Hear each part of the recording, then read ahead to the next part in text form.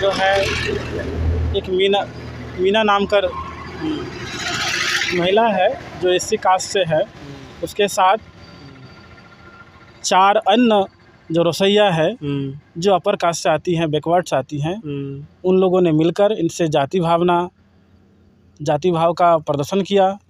खाना नहीं बनाने को उसको सलाह देने लगी, आपस में खींचतान करने लगी कि आप खाना मत बनाइए, आप खाना नहीं बना सकती हैं, आप खाना बनाएंगी तो हमारे लोग नहीं खाएंगे, उच्च वर्ण के लोग नहीं खाएंगे, तो आप खाना मत बनाइए, आप खाली झाड़ू पोछा कीजिए और खाना बनाना छोड़ दीजिए। इस तरह का मामला वहाँ आया था, जिसका एक वीडियो भी वायरल हुआ था 2 दिन पहले। और उसी को ध्यान में रखते हुए, उसी के संज्ञान लेने के लिए हम लोग यहाँ आए और हमने जो भी वस्तुस्थिति है, जो मामला है, उसके बारे में हमने सर्वेक्षण किया, जानकारी ली और जानकारी लेकर हम लोगों ने उन लोगों को बताया कि ये गलत है। तो उन लोगों ने इस चीज़ को स्वीकार किया है और आगे से ऐसा नहीं होगा।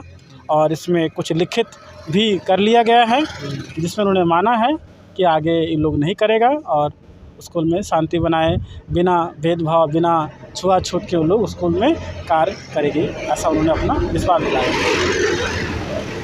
क्या मतलब ये आगे नहीं होगे, इसका क्या आपको कुछ आश्वासन दिए हैं? देखिए, ऐसा नहीं कहा जा सकता है कि किसी ने ऐसा आश्वासन लिखित क्यों ना दिया हो, फिर भी ऐसा नहीं कहा जा सकता है कि आगे वो नहीं करेगा और ये आगे नहीं करेगी। अगर उसके मन में इस तरह की दुर्भावना अगर हमेशा माने जागृत रहती है, जीवित रहती है और इस प्रकार का उसको प्रेरणा मिलता है कहीं से, तो वो फिर दोबारा कर सकती है या कर सकते हैं। इसमें हम लोग ये माने पक्का नहीं बोल सकते कि आगे नहीं करेगी, लेकिन हाँ, चूँकि हमारा ये संगठन पूरे देश भर में इस तरह की मामला को देख रही है, लोगों को जागरूक कर रही है और जो लोग इस तरह की वर्ण व्यवस्था को बनाए रखने में अपना योगदान दे रहा है, जो गलत है उसको लोग कहीं न कहीं इसको पीछे छोड़ेगी और इस प्रकार से हमारे समाज में, पूरे देश में एक क्रांति आएगी जिसके माध्यम से लोग देश के विकास के लिए एक साथ मिलकर काम करेंगे और छुआछूत भेदभाव को भुला देंगे, ऐसा मैं आशा करता हूँ। अच्छा, आप यहाँ पे मुखिया के घर आए थे इस बात के विशेष मामला के विषय में जानकारी लेने के, क्या मुखिया से आपसे मुलाकात हुई? यहाँ निरसा पंचायत पालरपुर में जो मुखिया है आपका अपर्णा देवी, उनसे अभी हमने टेलीफोनिक बातें हुई जिसका हमने रिकॉर्ड भी किया है और उन्होंने साफ कहा है कि यह बिल्कुल गलत है। उन्हें इस बारे में अवगत कर दिया गया है कि अगर वो स्कूल का जो तौर तरीका है, जो संविधान का जो नियम है, उसके तहत अगर वो लोग काम नहीं करते हैं, छुआछूत करने से नहीं छोड़ते हैं, तो उन लोग को इसी सितंबर माह में 2024 में पुनर्गठन होने वाला है रसोइया लोगों का, तो उन लोग को इसमें से बाहर कर दिया जाएगा अगर उनकी रवैया में सुधार नहीं आता तो। चलिए, और एक लोग, बहुत सारे लोग हैं, लेकिन एक और जो धनबाद से आए हुए हैं और कुछ लोग हैं, चलिए और उनसे भी जानने का प्रयास करते हैं।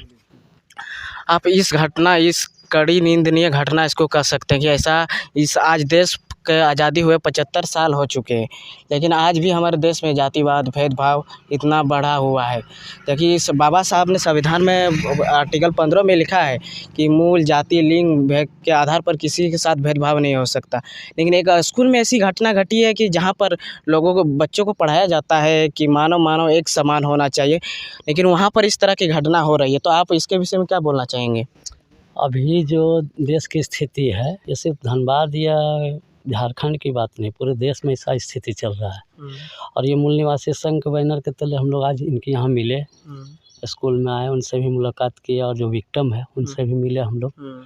और जो 5 रसोइया में से 4 रसोइया जो बैकवर्ड क्लास से, फॉरवर्ड क्लास से है, उनसे भी हम लोग मिले, बात हुई उनसे।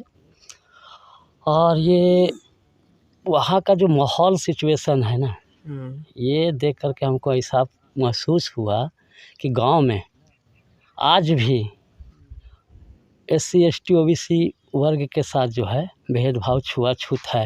और ख़ास तौर पे मैं बताऊं आपको कि SC समाज से OBC वर्ग के लोग भी भेदभाव रखते हैं। चलिए, आपको यहाँ पर रोकते हैं।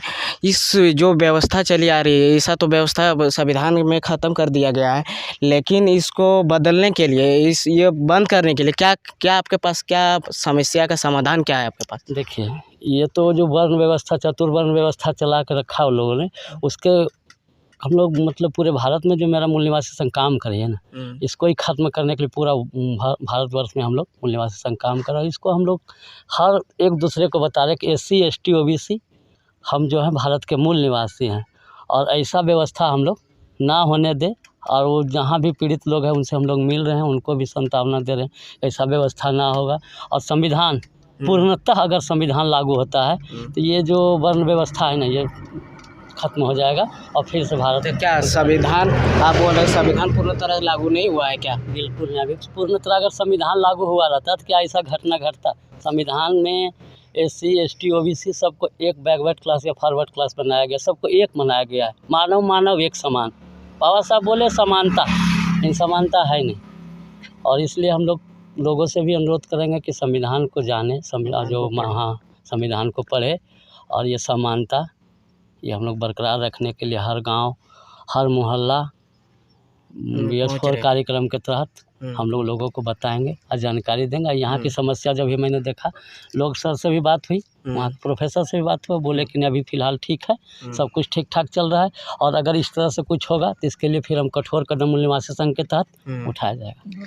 मतलब इनका कहना है कि संविधान में हर एक समस्या का समाधान है। बाबा साहब ने समस्याओं का समाधान करके गए हैं।